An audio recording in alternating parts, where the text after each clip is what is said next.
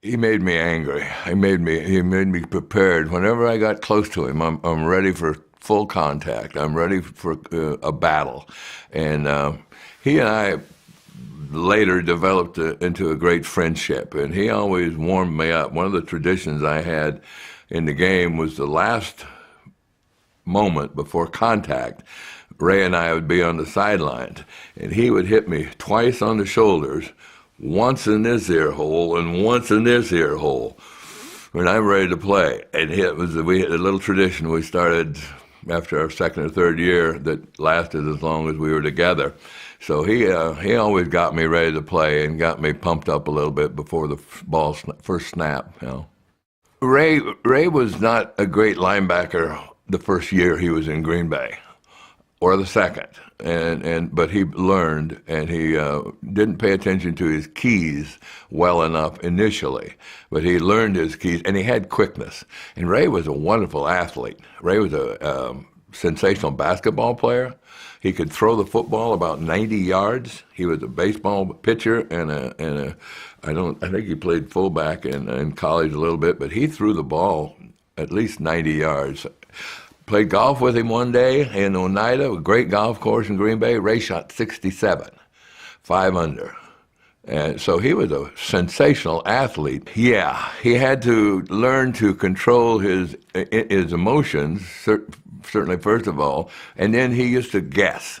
He would, oh, they're coming this way, they're coming here. He'd get a hunch, and he'd play his hunch instead of playing the guards or the fullback movement or the offensive players moving in a certain direction, which he was supposed to move with. He'd play a hunch that they were going over here or going somewhere else.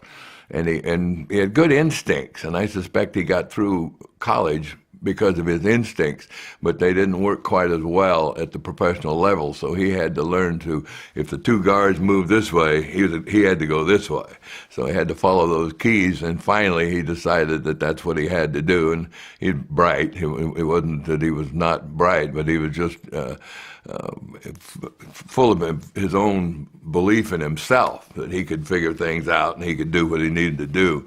But once he started following his keys, then he became probably the best middle linebacker in the game. Coach Lombardi decided to get rid of him one time.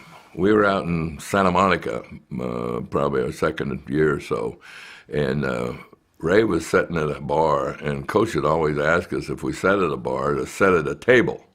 Well, Ray was sitting at the bar, and it was a real dark little place on Santa Monica Boulevard, a little place called Shay J's, peanuts on the floor, and just really dark, and it was real bright California sunshine. So Coach Lombardi and 3 assistants walk in the door, and they can't see anything in there, and they go to a table and sit down, and Nitschke doesn't know what to do. He thinks he's caught, so he sends them a drink.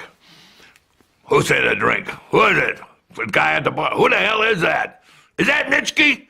And Coach Lombardi just went schizo. He went nuts. He got up and he said, get him out of here, send him home, get him out of here, trade him. He's done. I'm finished with him. He'll never play a game for me. He's finished. He's out of here. Coach went back across the street, all upset. The coaches are trailing along behind him. Wait a minute, Coach. Wait a minute. It's our linebacker. We don't have another middle linebacker. Get him out of here. He's done.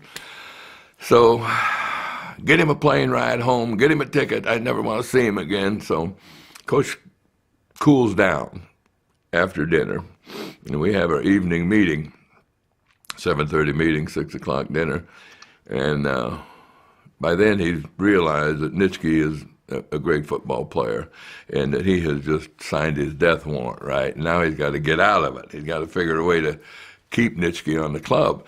So he said, tell you what we're going to do. Nitschke broke some rules. He's sitting at the bar. You know, that's against our rules. And I told him I was going to send him home, that he was finished, but that wouldn't be quite fair to you guys, so I'm going to let you vote on it. And so he let the team vote on whether to keep Nitschke or not. Now, Nitsch asked him to leave the room, right, and he's peeping in the window trying to see who votes this way and that way. Well, obviously, we vote to keep him. And but he was in one scrape after another when he was drinking. And he was just not a good drinker. He just couldn't handle it well. And after about his second year, he quit.